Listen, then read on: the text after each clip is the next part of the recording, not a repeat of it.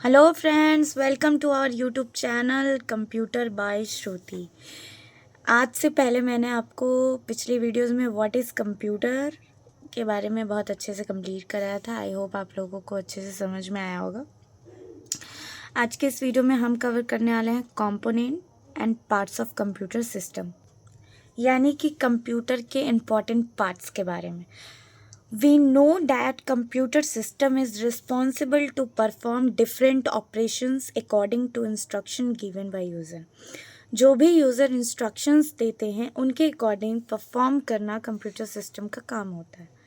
ठीक है, there are 5 components of computer system described as below it. Computer system के 5 components है। ठीक है, आज के इस वीडियो में हम 3 मेन कंपोनेंट्स को कवर करने वाले हैं। नेक्स्ट आने वाली वीडियो में हम 2 कंपोनेंट्स को कवर करेंगे। ठीक है, सो चलिए let's start. First of all है हमारा इनपुट डिवाइस।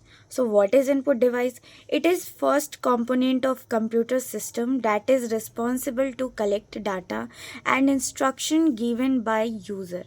यानी कि इनपुट डिवाइस पहला कंपोनेंट है कंप्यूटर सिस्टम का, जो कि जिम्मेदार होता है डाटा और इंस्ट्रक्शंस को कलेक्ट करने के लिए यूज़र के द्वारा जो दिया जाता है। ठीक है, ये काम होता है इनपुट डिवाइस का। जस्ट लाइक हमने कीबोर्ड से या माउस से कोई चीज़ इनपुट की, दैट इज़ इनपुट डिवाइस। ठीक है, different type of input device available in market for collection of different nature of data.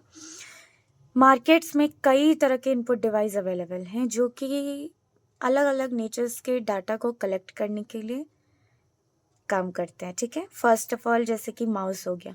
Mouse से अगर हम कोई काम करते हैं, अगर हम माउस से यहाँ पे क्लिक भी करते हैं तो वो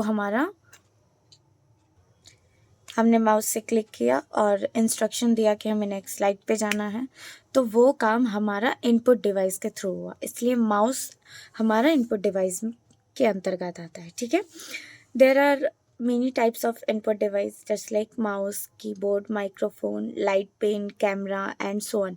ये सारे जो हैं ये हमारे इनपुट डिवाइस के पार्ट्स हैं। अब जैसे कि हम कुछ पिक्चर्स के थ्रू भी इनपुट डिवाइस को समझ सकते हैं। यहाँ पे कीबोर्ड है, माउस है, स्कैनर है, टच पैड है, टच पैनल है, जॉयस्टिक है। तो ये सारी जो पिक्चर्स आप देख रहे हो, ये सारे पिक्चर्स हमारे इनपुट डिवाइस के एग्जाम्पल्स हो जाएंगे। ठीक है, तो आई होप आपको इनपुट डिवाइस समझ में आ गया होगा कि जिसके through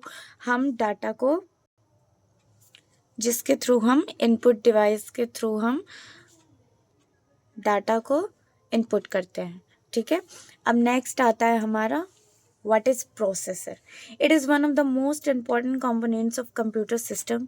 It is also called control system that controls all activities of computer system. It processes data or instruction and produce result. I hope आपको समझ में आया होगा कि ये क्या है। एक मोस्ट इम्पॉर्टेंट कंपोनेंट है कंप्यूटर सिस्टम का, एक बहुत ही महत्वपूर्ण कंपोनेंट कह सकते हैं। इसको हम कंट्रोल सिस्टम के नाम से जानते हैं। क्योंकि ये सारे कंप्यूटर की सारी एक्टिविटीज़ को कंट्रोल करने का काम प्रोसेसर करता है। Okay, and it processes data. ये डाटा को और इंस्ट्रक्शन को प्रोसेस करता है और रिजल्ट देता है। तो प्रोसेसर का क्या काम है कि ये सारे एक्टिविटीज़ को कंप्यूटर के कंट्रोल करता है। So it is called a control system. ठीक है, हम प्रोसेसर को कंट्रोल सिस्टम के नाम से भी जानते हैं। ठीक है, एंड इट प्रोसेसेस डाटा और instruction and produces result. I hope आपको इनपुट डिवाइस एंड प्रोसेसर में कोई भी प्रॉब्लम नहीं होगा। अब प्रोसेसर के कुछ एग्जांपल्स जैसे देख सकते हैं, ये कुछ पिक्चर्स है हमारे, ये हैं प्रोसेसर। ठीक है, अब नेक्स्ट आता है हमारा आउटपुट डिवाइस। ये आज की क्लास का लास्ट टॉपिक है।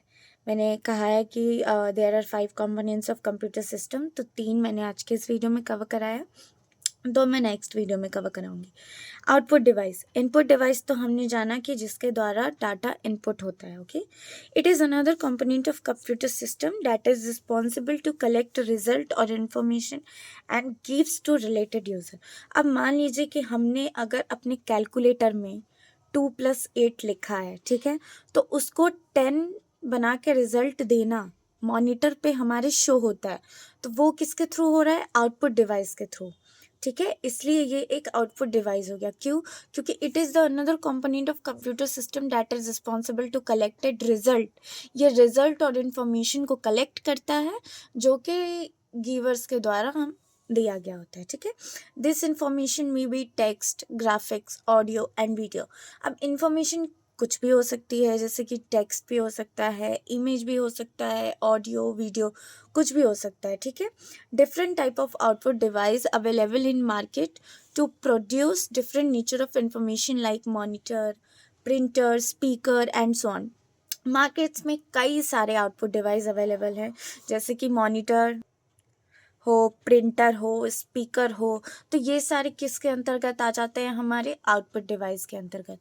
Hair are the example of output device. ये हमारे आउटपुट डिवाइस के एग्जाम्पल्स है, जैसे कि प्रिंटर के थ्रू हमें हमारा रिजल्ट मिलता है, और एक तरीके से हम प्रिंटर को इनपुट भी मान सकते हैं, बिकॉज हम उसमें डाटा इनपुट करते हैं तब जाके हमें प्रिंटर आउटपुट में रिजल्ट देता है। ठीक है, तो वो कंडीशंस के हिसाब से इनपुट आउटपुट हो जाएगा।